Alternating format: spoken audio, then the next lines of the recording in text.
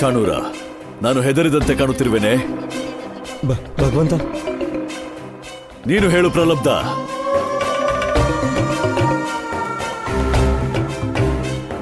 ನನ್ನ ಕಣ್ಣುಗಳಲ್ಲಿ ಭಯ ಕಾಣುತ್ತಿದೆಯೇ? ಇಲ್ಲ ಭಗವಂತ, ನೀವಂದ್ರೆ ಅಸುರ, ನರ, ನಾಗ, ಯಕ್ಷ, ಪ್ರೇತ ಎಲ್ರಿಗೂ ಭಯ. ಅಂತ ಭಗವಂತನಿಗೆ ಯಾಕೆ ಭಯ? 3 ಲೋಕ ಸಪ್ತ ದ್ವೀಪ ನಿಮ್ಮ ಭಯದಲ್ಲಿ ನಡುಗುತ್ತವೆ. ಅಂಥ ನಿಮ್ಮನ್ನ ಯಾರು ಭಯ ಪಡಿಸ್ತಾರೆ ಭಗವಂತ? ಸತ್ಯ ಹೇಳಿದೆ ಪ್ರಲಬ್ಧ. ನಾನು ಅಜರಾಮರ ಅವಿನಾಶಿ ಭಗವಂತ ಕಂಸ. ನನಗೆ ಯಾರ ಭಯ? ನನ್ನ ಪುಟ್ಟ ಅಳಿಯನದ್ದ ಅಥವಾ ಚಕ್ರಧಾರಿ ವಿಷ್ಣು?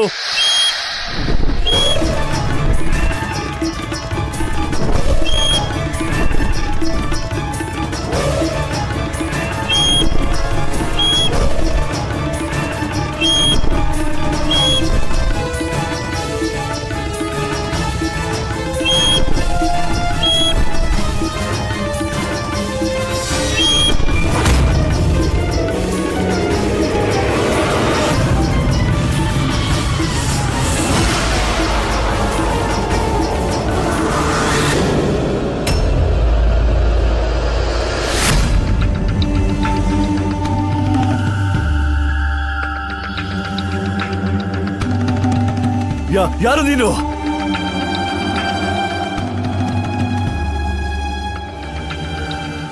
ಚಾಣೂರ, ಯಾರಿವನು? ಭಗವಂತ, ಅಲ್ಲಿ ಯಾರೂ ಇಲ್ಲ ಭಗವಂತ.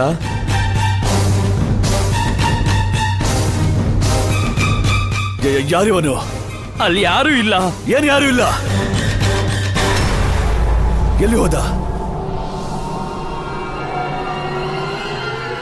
ನನ್ನಂತೆಯೇ ಇರುವವನ ಹತ್ಯೆ? ಇಲ್ಲ, ಹತ್ಯೆ ಅಲ್ಲ. ಇದು ಸತ್ಯವಲ್ಲ, ಭ್ರಮೆ. ಇದು ಭ್ರಮೆಯಲ್ಲ, ಸತ್ಯವಲ್ಲ, ಭ್ರಮೆ. ಸತ್ಯ ಹೇಳಿದ್ದ ಆ ನಂದನ ಪುತ್ರ ಗೋಕುಲ ಮಾಯೆಯಿಂದ ತುಂಬಿದೆ. ಆದರೆ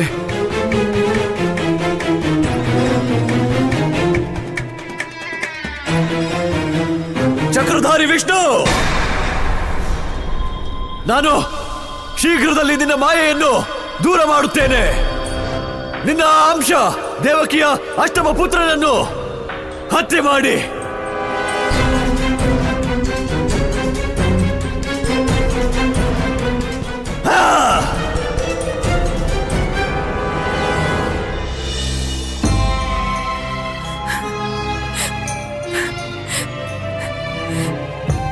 ಹೇ ವಿಧಾತ,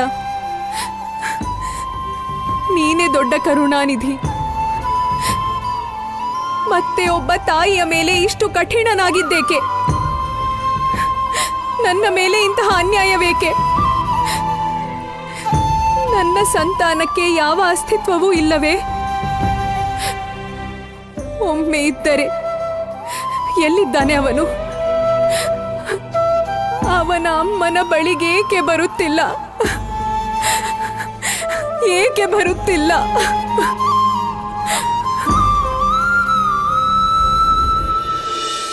ಹೇ ಸತ್ಯನಾರಾಯಣ, ನನ್ನ ಎಷ್ಟು ವರ್ಷಗಳ ಆರಾಧನೆ ಮತ್ತು ಪುತ್ರ ಕಾಮೇಷ್ಟಿ ವ್ರತದಿಂದ ನಾನು ನನ್ನ ಕಂದನ್ನ ಪಡ್ಕೊಂಡಿದ್ದೀನಿ. ಆದ್ರೆ ದೇವಿ ದೇವಕಿಯ ವಿಶ್ವಾಸದ ಮುಂದೆ, ಅವರ ಮಮತೆಯ ಮುಂದೆ ನನಗೆ ನನ್ನ ಮೇಲೆ ಸಂದೇಹ ಆಗ್ತಿದೆ ಪ್ರಭು. ಹೇ ಸತ್ಯನಾರಾಯಣ, ಒಂದ್ ವೇಳೆ ನೀವೇನಾದ್ರೂ ಈ ನಿಮ್ಮ ನಿರ್ಭಾಗ್ಯ ಭಕ್ತಿಯಿಂದ ಏನಾದ್ರೂ ಮುಚ್ಚಿಡ್ತಿದ್ದೀರಾ? ಹೀಗೇನೂ ಅಲ್ಲ ತಾನೆ? ದೇವಿ ದೇವಕಿಯ ಮಮತೆ ಸತ್ಯ ಆಗಿದ್ದು ಆ ವಿಧಿನೇ ನನಗೆ ತಿಳಿದೆ ನನಗೆ ದೊಡ್ಡ ಮೋಸ ಮಾಡಿದ್ರೆ, ಹೇ ಸತ್ಯನಾರಾಯಣ,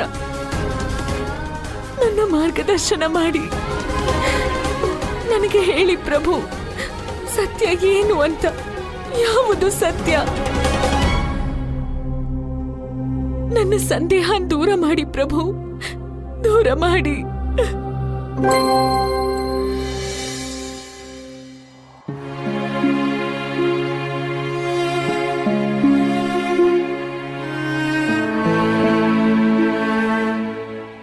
ತಂದುಕೋ ದೇವಕಿ.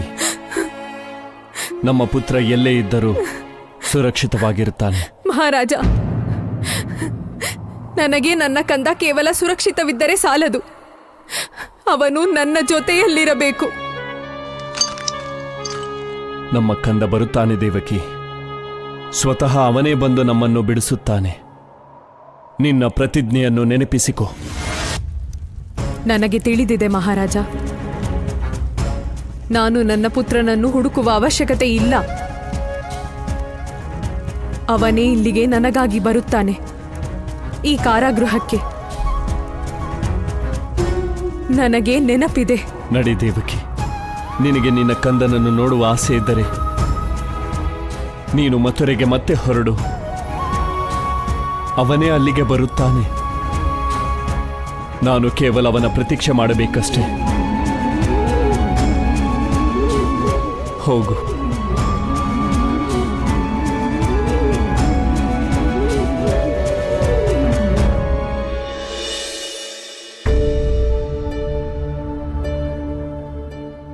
ಅಮ್ಮ, ಕಂದ, ಅಮ್ಮ, ನಿನ್ ಸಂದೇಹ ಏನಮ್ಮ? ನಾನಂತೂ ನಿನ್ ಮಗನೇ, ಮತ್ಯಾವಾಗ್ಲೂ ನಿನ್ ಮಗನಾಗೇ ಇರ್ತೀನಿ. ನಿನಗೆ ಅರ್ಥ ಆಗಲ್ಲ ಕಂದ. ನಿನ್ನ ಅಮ್ಮನಿಗೆ ಖಂಡಿತವಾಗ್ಲೂ ದೊಡ್ಡ ಮೋಸ ಆಗಿದೆ. ಸ್ವತಃ ನಾರಾಯಣನೇ ನಿನ್ನ ಅಮ್ಮನಿಂದ ಏನೋ ಮುಚ್ಚಿಡ್ತಿದ್ದಾರೆ. ನಿನ್ನ ಅಮ್ಮನಿಂದ ಏನೋ ದೊಡ್ಡ ತಪ್ಪಾಗಿದೆ ಕಂದ. ಅಮ್ಮ, ತಪ್ಪು ಮಾಡಿರೋದು ನೀನಲ್ಲ, ತಪ್ಪು ಮಾಡಿರೋದು ನಾನು. ಅಮ್ಮ, ನಿಜವಾದ ಅಪರಾಧಿ ನಾನಮ್ಮ. ನನ್ನ ಅಪರಾಧ ಏನಂದ್ರೆ, ನನ್ನ ಯಾರು ನೋಡಿದ್ರು ಕೂಡ ಅವ್ರ ತಮ್ಮ ಮಗು ತರ ನೋಡಕ್ ಬಯಸ್ತಾರೆ. ನಾನು ಏನ್ ಮಾಡ್ಲಮ್ಮ? ನೀನ್ ನನ್ನ ತುಂಬಾ ಪ್ರೀತಿಸ್ತೀಯ, ಅದಕ್ಕೆ ಎಲ್ರು ನನ್ನ ಪ್ರೀತಿ ಮಾಡ್ಬೇಕನ್ಕೋತಾರೆ. ಅದಕ್ಕೆ ನಾನು ಒಂದು ನಿರ್ಧಾರ ಮಾಡಿದ್ದೀನಮ್ಮ. ನಿರ್ಧಾರ? ಏನ್ ನಿರ್ಧಾರ ಮಾಡಿದ್ಯಾ ನೀನು? ಅಮ್ಮ, ನಾನು ಮನೆಯಿಂದ ಹೊರಗಡೆ ಹೋಗಲ್ಲ ಅಮ್ಮ. ನಾನು ಹೊರಗಡೆ ಹೋಗ್ತಿದ್ರೆ ನನ್ನನ್ನು ಯಾರು ನೋಡೋದಿಲ್ಲ. ಆಗ ನನ್ನ ಮೇಲೆ ಯಾರು ಅಧಿಕಾರ ಚಲಾಯಿಸಲ್ಲ. ತಗೋ ಅಮ್ಮ, ನನ್ನ ಈ ಹಗ್ಗದಿಂದ ಕಟ್ಟಾಕು.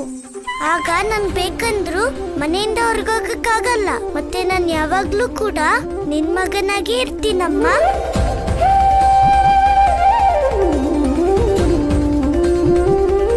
ಕಂದ, ನೀನ್ ಏನ್ ಮಾತಾಡ್ತಿದ್ಯಾ? ನಾನ್ ಜನರಿಗೋಸ್ಕರ ನಿನ್ನನ್ ಕಟ್ ಹಾಕ್ಲಾ? ಇಲ್ಲ ಕಂದ, ಜನರ ಮಾತಿಂದ ಏನಾಗತ್ತೆ ಹೇಳು? ಸತ್ಯ ಯಾವಾಗ್ಲೂ ಒಂದೇ ಅಲ್ವಾ? ನಾನೇ ನಿನ್ನಮ್ಮ ಅನ್ನೋದು.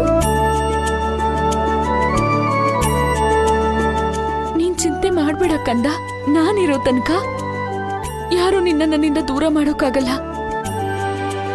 ನೀನು ನನ್ ಮಗನೇ, ಮತ್ತೆ ನಾನು ಯಾವಾಗ್ಲೂ ನಿನ್ನ ಅಮ್ಮನೇ.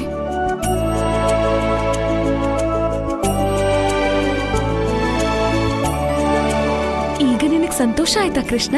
ಹೌದಮ್ಮ, ಸಂತೋಷ ಆಯ್ತು. ನನ್ಗೆ ನಿನ್ ಚಿಂತೆ ದೂರ ಆಯ್ತು. ಆದ್ರೆ ಅಮ್ಮ, ಆದ್ರೆ ಅಮ್ಮ, ನನ್ಗೊಂದ್ ವಿಷಯ ಅರ್ಥ ಆಗ್ತಿಲ್ಲ. ರೋಹಿಣಿ ದೊಡ್ಡಮ್ಮ ಯಾವಾಗ್ಲೂ ಹೇಳ್ತಾರೆ ನನ್ ಮುಖ ನಿನ್ ತರ ಇಲ್ಲ ಅಂತ.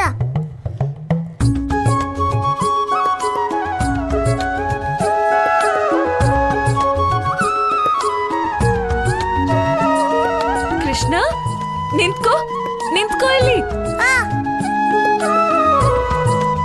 ನಿಂತ್ಕೋ ಕೃಷ್ಣ. ಎಲ್ರು ನಿಮ್ಮಮ್ಮನ ಸತಾಯಿಸ್ತಾರೆ, ಈಗ ನೀನುನಾ? ಅಮ್ಮ, ನಾನ್ ನಿನ್ನ ಗೋಳೊಯ್ಕೊಳ್ಳೋದಿಲ್ಲ ಅಮ್ಮ. ಅಮ್ಮ, ನಾನು ಇವತ್ತು ಹಸು ಮೇಸಕ್ ಹೋಗ್ತಿದ್ದೀನಮ್ಮ.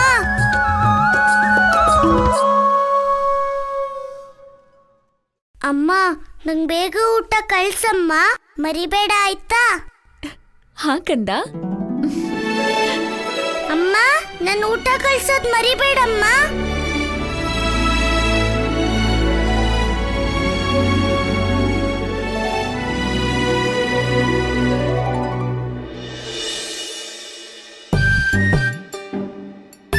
ಗೆಳೆಯರೇ,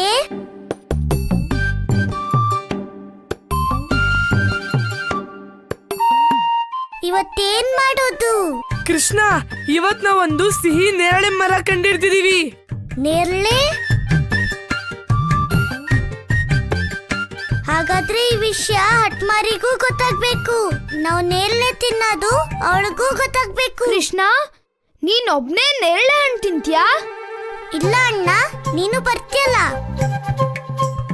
ಗೆಳೆಯದಾಮ, ನೀನು ಆ ಗೋಪಿಕೆಗೆ ಸುದ್ದಿ ಮುಟ್ಸು. ನಾವು ನೇರಳೆ ತಿನ್ನಕ್ ಹೋಗ್ತೀವಿ ಅಂತ ಹೇಳು. ಹಾ ಕೃಷ್ಣ. ಬನ್ನಿ ಗೆಳೆಯರೇ.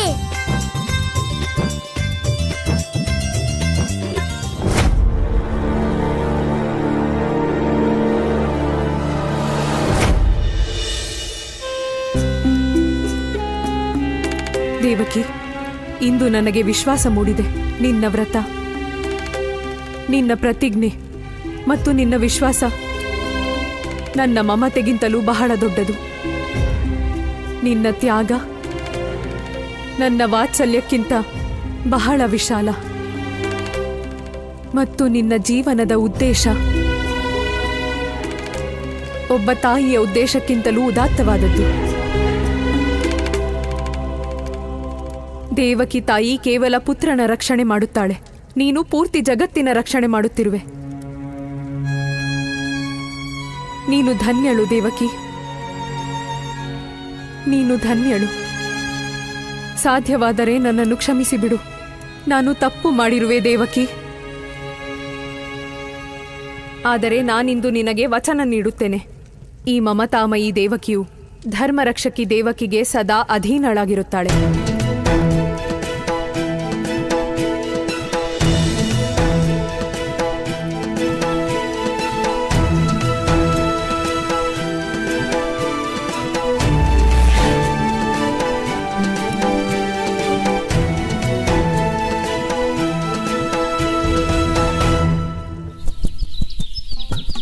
ಈ ಎಲ್ಲ ಉಪ್ಪಿನಕಾಯಿನ ನಾನ್ ನಿನ್ಗೋಸ್ಕರನೇ ಮಾಡಿದೀನಿ.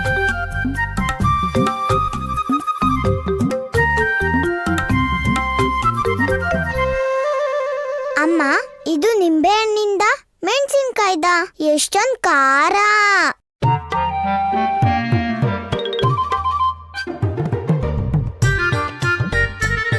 ಮಗಳೇ, ಇದು ಖಂಡಿತ ನಿನಗಿಷ್ಟ ಆಗತ್ತೆ. ಯಾಕಂದ್ರೆ ಇದು ಸ್ವಲ್ಪನೂ ಖಾರ ಇಲ್ಲ.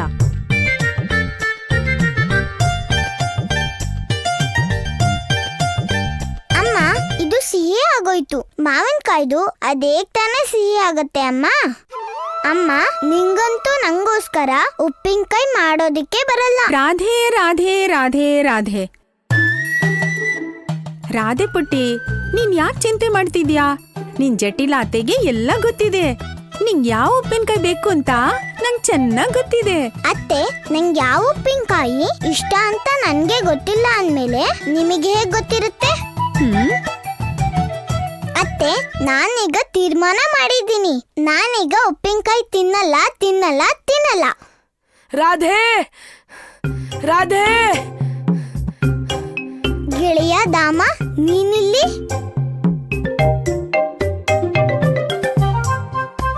ನಮ್ ಕೃಷ್ಣ ಎಲ್ಲಿದ್ದಾನೆ? ರಾಧೆ, ಕೃಷ್ಣ ನೇರಳೆ ಹಣ್ಣು ತಿನ್ನಕ್ ಹೋಗಿದ್ದಾನೆ. ನೇರಳೆ? ಕೃಷ್ಣ ದನ ಮೇಯ್ಸಕ್ ಹೋಗಿದ್ದಾನ? ಇಲ್ಲ ಹಣ್ಣು ತಿನ್ನೋದಿಕ್ಕ? ರಾಧೆ, ಅವನು ಕೃಷ್ಣ. ಯಾವಾಗ್ಲೂ ಅವನು ಏನ್ ಮಾಡ್ಬಾರ್ದು ಅದನ್ನೇ ಮಾಡ್ತಾನೆ. ರಾಧೆ, ನಾನೇನ್ ಮಾಡ್ಬೇಕಿತ್ತು ಅದನ್ ಮಾಡ್ದೆ. ನಾನೀಗ ಹೋಗ್ತೀನಿ. ಈ ಕೃಷ್ಣ ಇದಾನಲ್ಲ, ದನ ಮೇಯ್ಸೋ ಬದಲು ನೇರಳೆ ಹಣ್ಣು ತಿಂತಿದ್ದಾನೆ. ಈಗ ನಾನು ಇವನ್ನ ಸರಿ ಮಾಡ್ಲೇಬೇಕು ಮಾಡ್ಲೇಬೇಕು ಮಾಡ್ಲೇಬೇಕು ಮಾಡ್ಲೇಬೇಕು.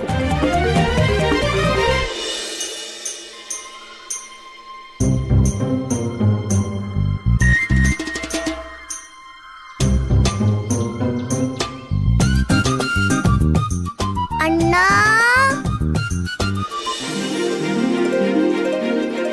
ಕೃಷ್ಣ, ನಾನಿದನ್ ಸುಮ್ನೆ ನೋಡ್ತಿದ್ದೆ ಅಷ್ಟೇ.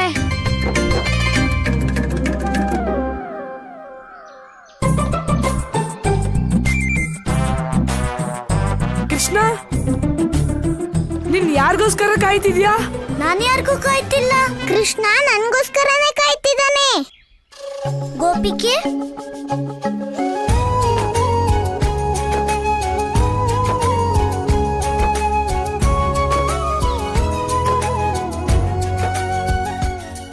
ಗೋಪಿಕೆ ನೀನು? ಹೌದು ಗಲ್ಲ, ಹೌದು. ಈಗ ಹೇಳು, ನೀ ನನ್ನನ್ನ ಯಾಕೆ ಕರ್ದಿದ್ದು?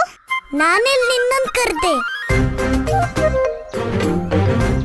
ನನ್ ದಾಮಂಗ್ ಏನ್ ಹೇಳ್ ಕಳ್ಸಿದ್ದು ಅಂದ್ರೆ ನಾವೆಲ್ರೂ ಕಾಡಲ್ಲಿ ನೇರಳೆ ತಿಂತಿದ್ದೀವಿ ಅಂತ. ಗೊಲ್ಲ, ನಿಂಗ್ ಗೊತ್ತಾ ನಾನು ಎಷ್ಟು ಮುಖ್ಯವಾದ ಕೆಲಸ ಮಾಡ್ತಿದ್ದೆ ಅಂತ? ಆದ್ರೆ ನಿಂಗಂತೂ ಮಾಡಕ್ ಬೇರೆ ಕೆಲಸ ಇಲ್ಲ, ಸುಮ್ನೆ ಸೋಮಾರಿ ತರ ಅಲ್ಲಿ ಇಲ್ಲಿ ತಿರುಗ್ತಿರ್ತ್ಯ. ಗೊಲ್ಲ, ಇವತ್ತಿಂದ ನೀನ್ ಮತ್ತೆ ಈ ತರ ಕೆಲಸ ಮಾಡಿದ್ರೆ ನಾನಂತೂ ಸುಮ್ನೆ ಇರೋದಿಲ್ಲ. ಯಾಕಂದ್ರೆ ನನ್ನ ಹೆಸರು ರಾಧೆ. ಬಂದ್ರೆ ಹೋಗೋಣ. ಅಯ್ಯೋ ಗೋಪಿಕೆ, ಗೋಪಿಕೆ! ಗೋಪಿಕೆಗೆ ಕೋಪ ಬಂತು ಅನ್ಸುತ್ತೆ. ಓಂ ನಮೋ ಭಗವತೆ ವಾಸುದೇವಾಯ ನಮಃ.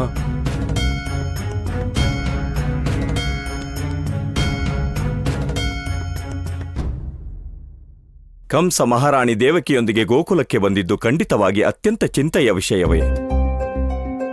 ಆದರೆ ಅದಕ್ಕಿಂತ ದೊಡ್ಡ ಸಂತೋಷದ ವಿಷಯವೇನೆಂದರೆ ಅಧರ್ಮಿ ಕಂಸ ಗೋಕುಲಕ್ಕೆ ಬಂದರೂ ಯಾವ ರೀತಿಯಲ್ಲೂ ಅಧರ್ಮ ಮಾಡಲಾಗಲಿಲ್ಲ.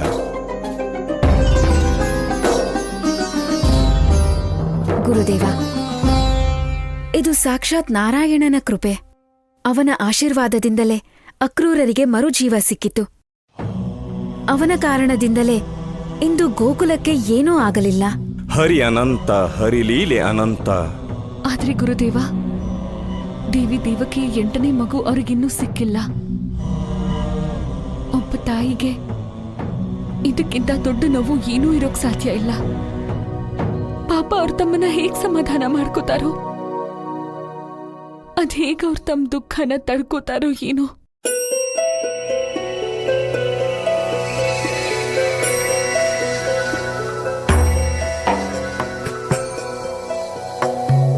ಪ್ರಭು, ನನಗೆ ತಮ್ಮ ಸೂಚನೆ ಅರ್ಥವಾಯಿತು ಪ್ರಭು. ನಾನೇನು ಮಾಡಬೇಕೆನ್ನುವುದೂ ನನಗೆ ತಿಳಿಯಿತು. ಇದಕ್ಕಾಗಿ ನಾನು ಮಥುರೆಗೆ ಹೋಗಲೇಬೇಕು. ಅಯ್ಯೋ ಗೋಪಿಕೆ, ಗೋಪಿಕೆ! ಗೋಪಿಕೆ, ನನ್ ಮಾತ್ ಕೇಳು ಗೋಪಿಕೆ! ಅಯ್ಯೋ ಗೋಪಿಕೆ, ಅಯ್ಯೋ ಗೋಪಿಕೆ, ಗೋಪಿಕೆ! ಗೋಪಿಕೆ, ನನ್ ಮಾತ್ ಕೇಳು ಗೋಪಿಕೆ! ನಾನ್ ನಿನ್ಗೋಸ್ಕರ ಸಿಹಿಯಾಗಿರೋ ನೇರಳೆ ಹಣ್ಣು ತಂದಿದ್ದೀನಿ, ತಗೋ ಗೋಪಿಕೆ. ನಾನು ನಿನ್ ಕೊಡ್ತಿರೋ ಉಡುಗೊರೆ ಇದು. ನಿನ್ ನೇರಳೆ ತಗೊಳಲ್ಲ, ಆದ್ರೆ ಉಡುಗೊರೆ ತಗೋಬೋದಲ್ವಾ? ಗೊಲ್ಲ, ನಾನು ಹಾಗೆಲ್ಲ ಯಾರ ಹತ್ರನೂ ಉಡುಗೊರೆ ತಗೊಳ್ಳಲ್ಲ. ಆದ್ರೆ ನೀನ್ ತುಂಬಾ ಕಷ್ಟಪಟ್ಟು ನನ್ಗೆ ಅಂತ ಪ್ರೀತಿಯಿಂದ ಈ ಉಡುಗೊರೆ ತಂದಿದ್ಯಾ, ಅದಕ್ಕೆ ನಾನು ಈ ಸಲ ಈ ಉಡುಗೊರೆ ತಗೋತೀನಿ.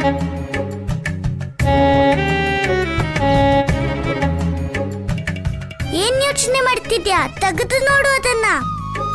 ನಿನ್ಗೆ ರುಚಿಯಾಗಿರೋ ಉಡುಗೊರೆ ಸಿಕ್ಕಿದೆ, ನೀನು ತಿನ್ನು, ನನ್ಗೂ ತಿನ್ಸು.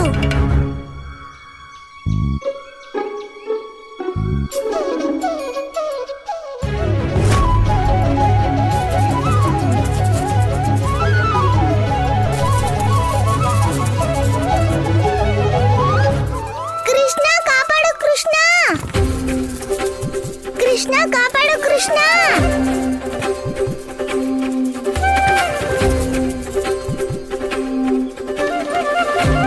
ಯಾಕಟ್ಟವಾರಿ ಗೋಪಿಕೆ, ಹೇಗಿತ್ತು ನನ್ನ ಉಡುಗೊರೆ? ಗೊಲ್ಲ, ನೀನ್ ನಂಗ್ ಮೋಸ ಮಾಡಿ ಇಂಥ ಉಡುಗೊರೆ ಕೊಟ್ಟೆ ಅಲ್ವಾ? ಈಗ ನೋಡ್ತಿರು ನಾನ್ ನಿನ್ಗೆ ಏನ್ ಮಾಡ್ತೀನಿ ಅಂತ. ಕೃಷ್ಣ, ಊಟ!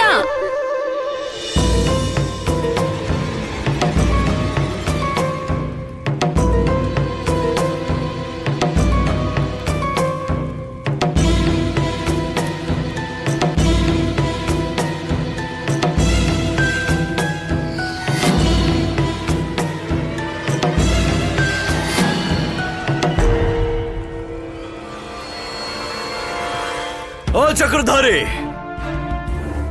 ಬಹಳ ಬೀಗ ಬೇಡ. ಈ ನಿನ್ನ ಮಾಯೆಗೆ ನಾನು ಭಯಪಟ್ಟೆ ಎಂದುಕೊಳ್ಳಬೇಡ. ಈ ಭಗವಂತ ಕಂಸ ಸಂಪೂರ್ಣ ಭೂಲೋಕದ ಮೇಲೆ ವಿಜಯ ಸಾಧಿಸಿದ್ದಾನೆ. ಎಷ್ಟೋ ಮಹಾಬಲಿ ಯೋಧರು, ದೈತ್ಯ ಅಸುರರು, ದೇವತೆಗಳು, ಯಾರಿಗೂ ನಾನು ಹೆದರಲಿಲ್ಲ. ನೀನೇ ಅಂದುಕೊಂಡೆ ನೀನು ನನ್ನನ್ನು ಭಯಪಡಿಸುವೆಯಾ? ನಾರಾಯಣ ನಾರಾಯಣ. ಪ್ರಭು, ಈ ಕಂಸ ಗೋಕುಲದಿಂದ ಮರಳಿದ ಮೇಲೆ ಅವನಿಗೆ ಭಯ ಹೆಚ್ಚಾಗುತ್ತಲೇ ಇದೆ. ಈಗ ನೋಡಿ ಪ್ರಭು, ಮತ್ತೆ ಮತ್ತೆ ತನಗೆ ಭಯವಿಲ್ಲವೆಂದು ಘೋಷಣೆಯನ್ನು ಮಾಡುತ್ತಿದ್ದಾನೆ. ನೀನು ಹೇಳುತ್ತಿರುವುದು ಸತ್ಯವೇ ದೇವರ್ಷಿ? ಕಂಸನನ್ನು ಗೋಕುಲಕ್ಕೆ ಕಳುಹಿಸಿದ್ದರ ಹಿಂದಿರುವ ನಿಯತಿಯ ಉದ್ದೇಶ ಇದೇ ಆಗಿತ್ತು. ಅವನೊಳಗೆ ತುಂಬಿರುವ ಭಯದಿಂದಲೇ ಅವನಿಗೆ ಸಾಕ್ಷಾತ್ಕಾರ ನೀಡುವುದು.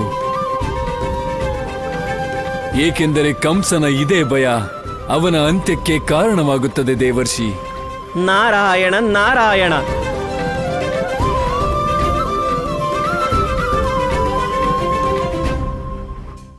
ಭಗವಂತ, ಗೋಕುಲದಿಂದ ನಾವು ಬರಿಗೈಲ್ ಬಂದಿದ್ದೀವಿ. ಇದು ಒಳ್ಳೆ ಸೂಚನೆ ಅಲ್ಲ ಭಗವಂತ. ಮತ್ತು ಇದರಿಂದ ಗೋಕುಲವಾಸಿಗಳ ಸಾಹಸವೂ ಹೆಚ್ಚುತ್ತದೆ. ಹಾ ಭಗವಂತ. ಒಮ್ಮೆ ಈ ವಿಷಯ ಗೋಕುಲದಿಂದ ಸಂಪೂರ್ಣ ಬ್ರಜಮಂಡಲಕ್ಕೆ ಹರಡಿದರೆ ಆಗ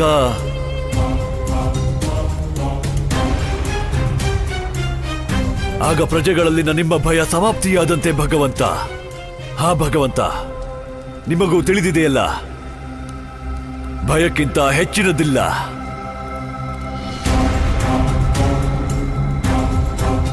ಭದ್ರಾಕ್ಷ. ಭಗವಂತ ಕಂಸನಿಗೆ ಆದ ಮೋಸಕ್ಕೆ ಶಿಕ್ಷೆ ಸಂಪೂರ್ಣ ಬ್ರಜಮಂಡಲಕ್ಕೆ ದೊರೆಯಲೇಬೇಕು.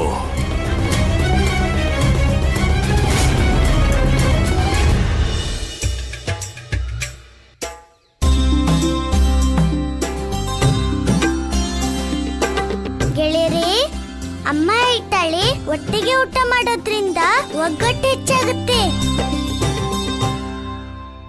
ಎಲ್ಲಿ ನಿಮ್ಮೆಲ್ಲರೂ ಊಟ ತೆಗೀರಿ.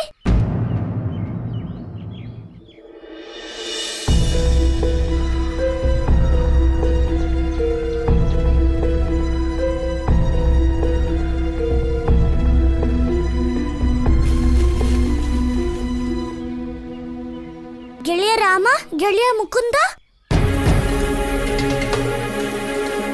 ನೀವ್ ಅಲ್ಲೇನ್ ಮಾಡ್ತಿದ್ದೀರಾ? ಬನ್ನಿ ಬನ್ನಿ, ನೀವು ನಮ್ಮ ಒಗ್ಗಟ್ಟನ್ನ ಹೆಚ್ಚಿ. ಅಯ್ಯೋ ಬನ್ನಿ ಇಲ್ಲಿ.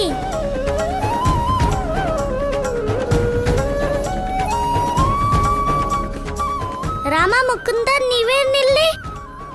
ಬನ್ನಿ ನಮ್ ಜೊತೆ ಊಟ ಮಾಡಿ. ಇಲ್ಲ ಕೃಷ್ಣ, ನಾನ್ ನಿನ್ ಜೊತೆ ಊಟ ಮಾಡಕ್ಕಾಗಲ್ಲ. ಅರ್ಥ ಆಯ್ತು. ನೀವು ತಂದಿರೋ ಬುತ್ತಿಲಿ ಏನೋ ರುಚಿಯಾದ ಊಟನೇ ಇರ್ಬೇಕು. ಅದನ್ನ ನಮ್ ಜೊತೆ ಹಂಚ್ಕೊಳ್ಳಕ್ಕೆ ನಿಮ್ಗೆ ಇಷ್ಟ ಇಲ್ಲ. ಆದ್ರೆ ನಾವು ಗೋಪಾಲಕರೇ, ಬೆಣ್ಣೆ ಇರ್ಲಿ ಊಟ ಇರ್ಲಿ, ಅದನ್ನ ನಾವೆಲ್ಲರೂ ಹಂಚ್ಕೊಂಡೇ ತಿನ್ನೋದು ಅಲ್ವಾ ಗೆಳೆಯರೇ?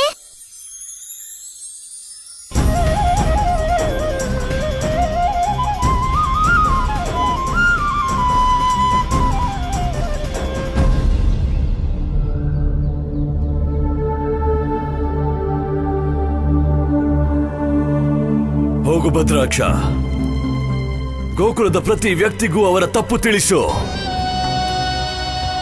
ಅವರ ಜೀವನವನ್ನು ಕಷ್ಟಗಳಿಂದ ತುಂಬಿ ಬಿಡೋ ನೆನಪಿರಲಿ.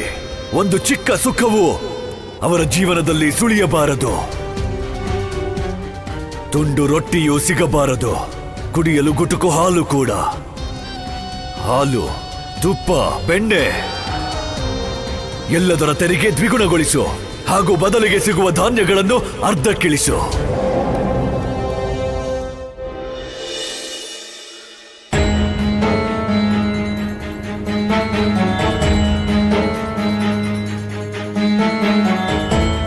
ನಿಮ್ ಬುತ್ತಿಲಿ ಏನೂ ಇಲ್ವಲ್ಲ?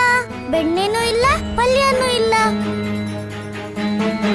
ಬರೀ 2. ಕೃಷ್ಣ, ಇದೇ ನಮ್ಮ ಹತ್ರ ಇರೋ ಊಟ.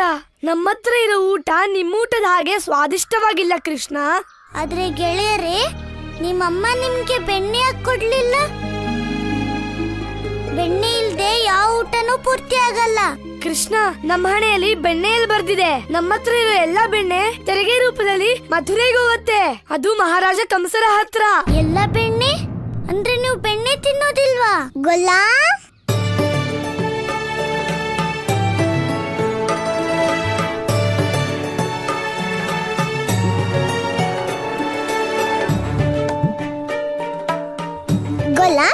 ನಿನಗೇನ್ ಅನ್ಸುತ್ತೆ? ನಿಂಗ್ ಹೊಟ್ಟೆ ತುಂಬಾ ಬೆಣ್ಣೆ ಸಿಗುತ್ತೆ ಅಂದ್ರೆ ಸುತ್ತಮುತ್ತ ಇರೋ ಎಲ್ಲಾ ಹಳ್ಳಿ ಮಕ್ಳಿಗೂ ಅಷ್ಟೇ ಬೆಣ್ಣೆ ಸಿಗುತ್ತೆ ಅನ್ಕೊಂಡ್ಯಾ? ಬೇರೆ ಹಳ್ಳಿ ವಿಷಯ ಬಿಡು, ನೀನು ನಿನ್ ಗೆಳೆಯರನ್ನೇ ಕೇಳಿ ನೋಡು ಅವ್ರಿಗೆ ಎಷ್ಟು ಬೆಣ್ಣೆ ಸಿಗತ್ತೆ ಅಂತ. ಗೆಳೆಯರೇ, ಈ ಗೋಪಿಕೆ ಏನ್ ಹೇಳ್ತಿದ್ದಾಳೆ? ನಿಮ್ಗೂ ಬೆಣ್ಣೆ ಸಿಗಲ್ವಾ?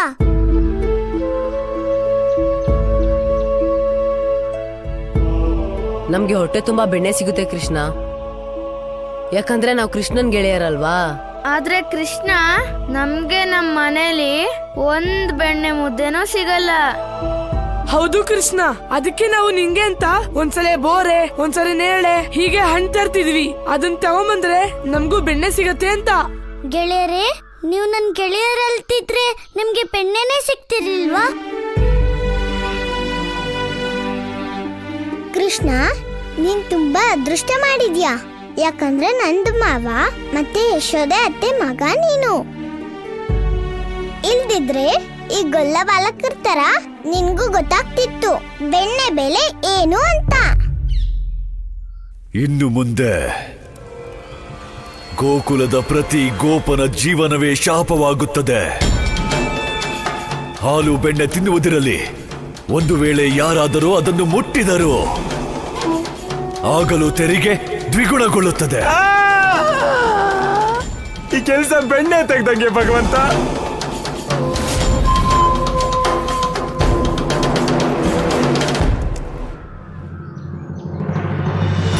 ಎಲ್ಲಿವರೆಗೂ ಪ್ರಜಾಮಂಡಲದ ಜನರಿಗೆ ಬೆಣ್ಣೆ ಸಿಗೋದು ಪ್ರಾರಂಭ ಆಗೋದಿಲ್ವೋ ಅಲ್ಲಿವರೆಗೂ ನಾನು ಬೆಣ್ಣೆ ತಿನ್ನೋದಿಲ್ಲ. ಇದು ನನ್ನ ಪ್ರಮಾಣ.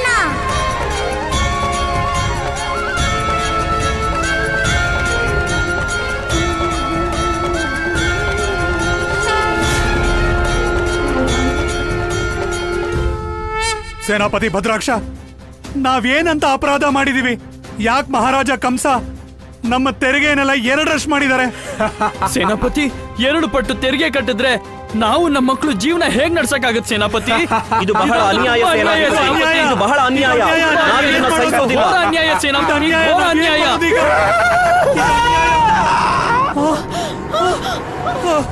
ಪ್ರಜಾಮಂಡಲದ ಜನರೇ, ಒಂದ್ ಮಾತು ಹೇಳಿ, ಈ ಪ್ರಜಾಮಂಡಲ ಯಾರ್ದು? ಮಹಾರಾಜ ಕಂಸರದು. ಮತ್ತೆ ನೀವೆಲ್ಲ ಯಾರಿಗ್ ಪ್ರಜೆಗಳು? ಮಹಾರಾಜ ಕಂಸನಿಗೆ. ಮತ್ತೆ ಇಲ್ಲಿಯ ಭಗವಂತ ಯಾರು? ಮಹಾರಾಜ ಕಂಸ. ಅಂದ್ರೆ ಬ್ರಜಮಂಡಲ ಭಗವಂತ ಕಂಸರದ್ದು, ನೀವು ಭಗವಂತನ್ ಪ್ರಜೆಗಳು ಅಂದ್ಮೇಲೆ ಭಗವಂತನ್ ಪ್ರಜೆಗಳು ಕೆಲಸ ಸರಿಯಾಗಿ ಮಾಡದಿದ್ರೆ ನಿಮ್ಮಿಂದ ಹಾಗಾದ್ರೆ ಏನ್ ಲಾಭ?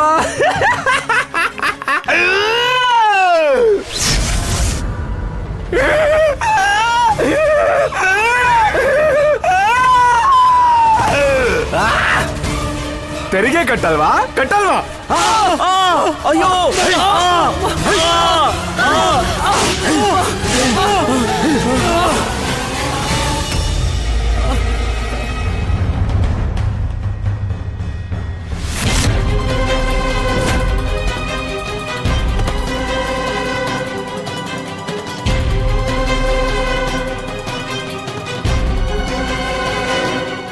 ಬೆಣ್ಣೆ, ಗೋಪಾಲಕ, ಅದ್ರ ಮಧ್ಯದಲ್ಲಿ ಕಂಸ ಮಾವ. ಬೆಣ್ಣೆ ಸಿಗ್ಬೇಕಾಗಿರೋದು ಗೋಪಾಲಕರಿಗೆ, ಆದ್ರೆ ಸಿಗ್ತಾ ಇರೋದು ಕಂಸ ಮಾವಂಗೆ. ಅವ್ರನ್ನ ತಡೆಯೋದು ಹೇಗೆ? ಅದೇ ಈಗಿರೋ ದೊಡ್ಡ ಸಮಸ್ಯೆ. ಕೃಷ್ಣ, ಈ ವಿಷಯದ ಬಗ್ಗೆ ಯೋಚನೆ ಮಾಡೋದು ತುಂಬಾ ಮುಖ್ಯ. ನಾವು ಇದೇ ಬೆಣ್ಣೆಯಿಂದ ತುಪ್ಪ ಮಾಡೋದು, ಇದೇ ತುಪ್ಪದಿಂದ ಸಿಹಿಯಾದ ಲಾಡು. ಮತ್ತೆ ಆ ಲಾಡು ಎಷ್ಟು ರುಚಿಯಾಗಿರುತ್ತೆ ಗೊತ್ತಾ ಕೃಷ್ಣ?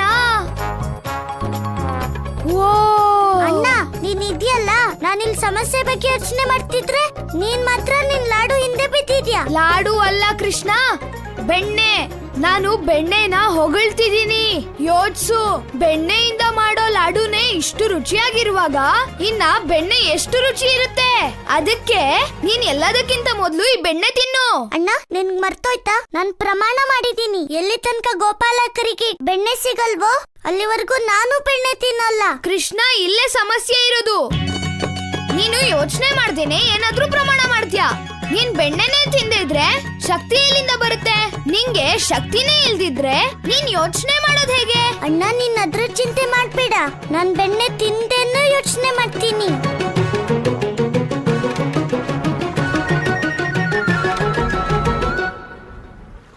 ಬರ್ಸಾನಕ್ಕೆ ಬೆಣ್ಣೆ, ವೃಷಭಾನು 1,00,000 ಹಸುಗಳಿಗೆ ಅಧಿಪತಿ ವೃಷಭಾನು, ಬರ್ಸಾನಾದ ಮುಖ್ಯಸ್ಥ ವೃಷಭಾನು ಬಂದಿದ್ದಾರೆ ಬೆಣ್ಣೆ ಸಮಸ್ಯೆ ಬಗೆಹರಿಸೋದಕ್ಕೆ.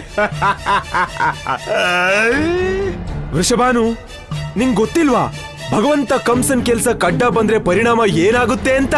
ಅಡ್ಡ ಬರ್ತಿರೋನು ನೀನು ಭದ್ರಾಕ್ಷ, ಈ ಬ್ರಜವಾಸಿಗಳ ಜೀವನದಲ್ಲಿ. ಅದಕ್ಕೆ ನಾನು ನಿನ್ನ ಹತ್ರ ಕೇಳ್ಕೊಳ್ತಾ ಇದ್ದೀನಿ, ನೀನ್ ಇಲ್ಲಿಂದ ಹೊರಟು ಹೋಗು. ಜೊತೆಗೆ ನಮ್ಗೆಲ್ಲ ಇದೇ ರೀತಿ ಸರಳ ಹಾಗೂ ಸುಖವಾಗಿ ಬದುಕೋಗ್ಬಿಡು. ಪ್ರಜೆಗಳಿಗೆ ಸುಖ ಅರ್ಥಾತ್ ರಾಜಂಗೆ ಕಷ್ಟ.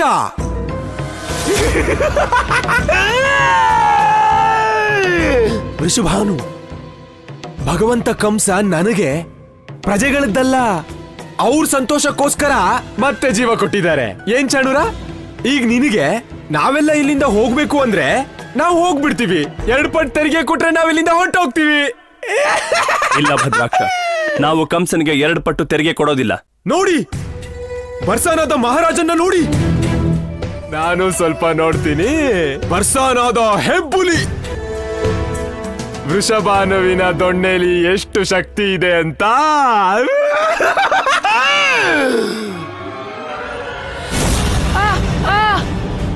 ವೃಷಭಾನು ಮಾವ, ಭದ್ರಾಕ್ಷ, ಅಯ್ಯೋ ಭದ್ರಾಕ್ಷ ಬಿಡು ಅವ್ರಿಗಿನ್ನ. ವೃಷಭಾನು ಮಾವನನ್ನ ಕಾಪಾಡಿ. ಭದ್ರಾಕ್ಷ ಬಿಡು ಅವನನ್ನ. ಮಾವ, ಏನ್ ಮಾಡ್ತೀಯ ಮಾವ? ಅಳಿಯನ್ ಜೀವ ಉಳಿಸ್ತೀಯ ಅಥವಾ ಭಗವಂತ ಕಂಸ ಕೇಳ್ದಷ್ಟು ತೆರಿಗೆ ಕೊಡ್ತೀಯ? ಭದ್ರಾಕ್ಷ, ತನ್ನ ಪ್ರಜೆಗಳಿಗೆ ಅನ್ಯಾಯ ಮಾಡೋದು ಮಹಾರಾಜ ಕಂಸನಿಗೆ ಶೋಭೆ ಅಲ್ಲ. ವೃಷಭಾನು, ಇದು ಅನ್ಯಾಯ ಅಲ್ಲ, ಇದೊಂಥರ ಪ್ರೀತಿ. ಭಯ ಇಲ್ದೆ ಪ್ರೀತಿ ಅರ್ಥ ಆಗಲ್ಲ. ನೋಡು, ಪ್ರೀತಿ ಹುಟ್ಟಬೇಕು ಅಂದ್ರೆ ಭಯಾನೂ ತೋರಿಸ್ಬೇಕು.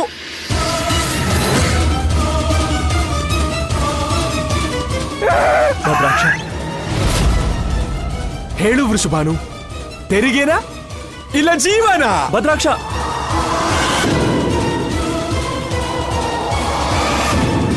ನಿಲ್ಸು ಭದ್ರಾಕ್ಷ.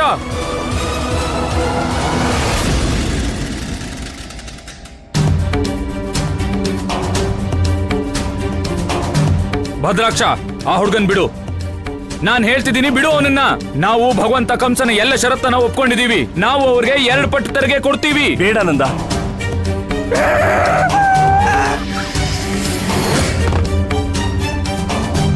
ಭಲಾರೆ ವೃಷಭಾನು, ನೋಡು. ನಂದ, ನಿನ್ ಹತ್ರ ಹಸುಗಳಿರೋದು ಬರೀ 10,000. ಆದ್ರೆ ಬುದ್ಧಿ ಪೂರ್ತಿ ಬ್ರಜಮಂಡಲದಲ್ಲಿ ಎಲ್ರಿಗಿಂತ ಹೆಚ್ಚು. ನೀನ್ ಕಾಪಾಡ್ಬಿಟ್ಟೆ ಈ ಬಾಲಕನ್ನ, ಜೊತೆಗೆ ಪೂರ್ತಿ ಬ್ರಜಮಂಡಲದ ಜೀವಗಳನ್ನ. ಇಲ್ದಿದ್ರೆ ರಕ್ತದ ಹೊಳೆನೇ ಹರಿತಿತ್ತು. ಆದ್ರೆ ನೆನ್ಪಿರ್ಲಿ ನಂದ, ತೆರಿಗೆ ಹೆಚ್ಚು, ಧಾನ್ಯ ಅರ್ಧ. ಪೂರ್ತಿ ಬ್ರಜಮಂಡಲಕ್ಕೆ ಇದೆ ನಿಯಮ. ಬೆಣ್ಣೆ 2ರಷ್ಟು, ಧಾನ್ಯ ಅರ್ಧ. ಇದು ಭಗವಂತ ಕಂಸರ ನಿಯಮ. ಎಲ್ಲಾ ಬ್ರಜವಾಸಿಗಳಿಗೆ ಅರ್ಥ ಮಾಡ್ಸು, ಇಲ್ದಿದ್ರೆ ಕೆಲ್ಸ ಕೆಟ್ಟ ಹಾಗೆ.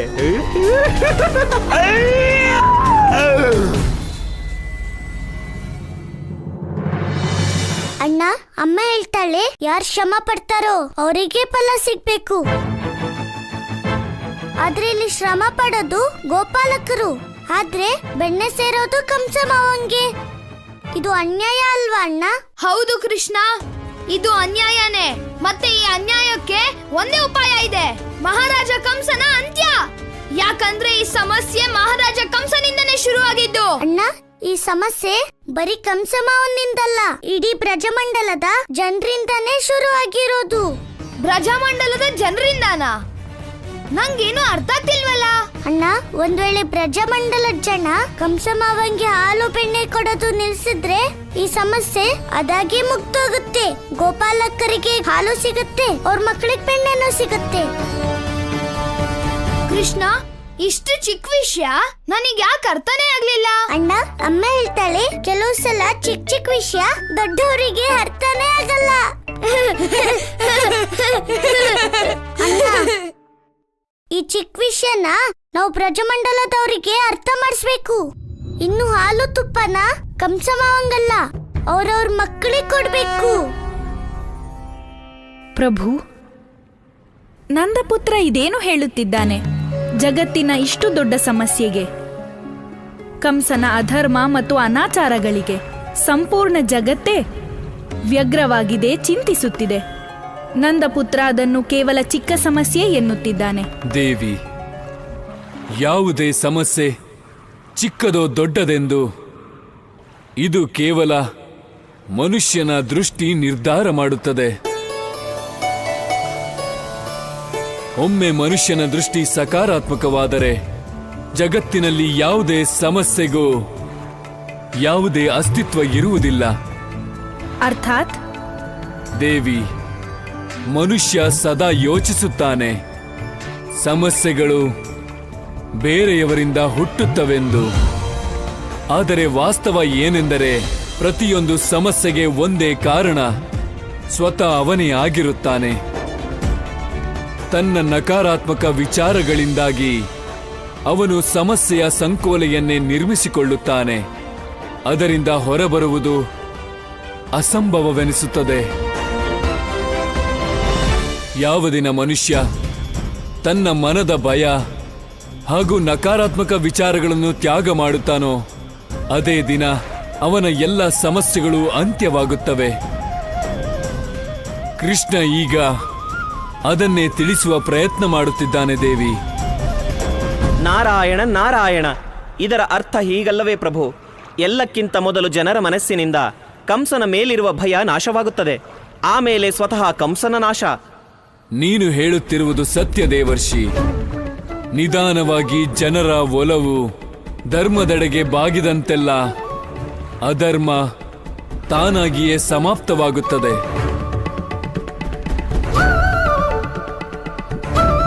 ಆದರೆ ನನಗೆ ಭಾಸವಾಗುತ್ತಿದೆ ದೇವರ್ಷಿ, ನಿನ್ನ ಮಾತೆಗೆ ನಂದಪುತ್ರನ ಈ ಯೋಜನೆಯ ಮೇಲೆ ವಿಶ್ವಾಸ ಮೂಡಿದಂತಿಲ್ಲ.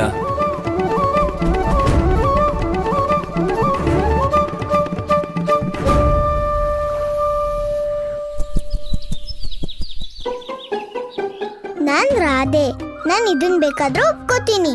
ಸೂರ್ಯ ಪಶ್ಚಿಮದಲ್ಲಿ ಹುಟ್ತಾನೆ ಅಂತ. ಆದ್ರೆ ಇದನ್ನಂತೂ ನಾನ್ ಯಾವತ್ತೂ ನಂಬಲ್ಲ. ಕೃಷ್ಣ ಬೆಣ್ಣೆ ತಿನ್ನೋದ್ ಬಿಟ್ಟಿದ್ದಾನೆ ಅಂತ ನಂಬೋದಿಲ್ಲ, ನಂಬೋದಿಲ್ಲ, ನಂಬೋದಿಲ್ಲ.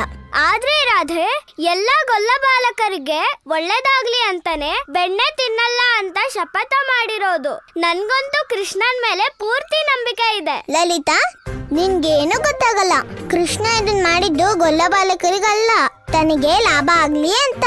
ಲಾಭ ಆಗ್ಲಿ ಅಂತ ಮತ್ತಿನ್ನೇನು, ಕೃಷ್ಣನ್ಗೆ ಇದೇ ಬೇಕಾಗಿತ್ತು. ಎಲ್ರೂ ಅವನನ್ನು ಹೊಗಳ್ಬೇಕು, ಅವನ ಹೆಸರೇ ಹೇಳ್ತಿರ್ಬೇಕು. ಈಗ ನೋಡಿ ಕೃಷ್ಣ ಎಷ್ಟು ದೊಡ್ಡ ಕೆಲಸ ಮಾಡಿದ್ದಾನೆ ಅಂತ. ಆದ್ರೆ ಈ ಸಲ ನಾನು ಜನರು ಕೃಷ್ಣನ್ ಮೋಸಕ್ ಬಲಿ ಆಗಕ್ ಬಿಡಲ್ಲ. ನಾವ್ ಹೇಗಾದ್ರೂ ಮಾಡಿ ಕೃಷ್ಣ ಬೆಣ್ಣೆ ತಿನ್ನಲ್ಲ ಅನ್ನೋ ಹಠನ ಬಿಡಿಸ್ಬೇಕು. ಆದ್ರೆ ಅದನ್ನ ಹೇಗ್ ಮಾಡೋದು? ಒಂದ್ ವೇಳೆ ನಾನು ಕೃಷ್ಣನ್ಗೆ ನನ್ ಕೈಯಾರ ಬೆಣ್ಣೆ ತಿನ್ನಿಸ್ದೇ ಇದ್ರೆ ನನ್ನ ಹೆಸರು ರಾಧೇನೇ ಅಲ್ಲ.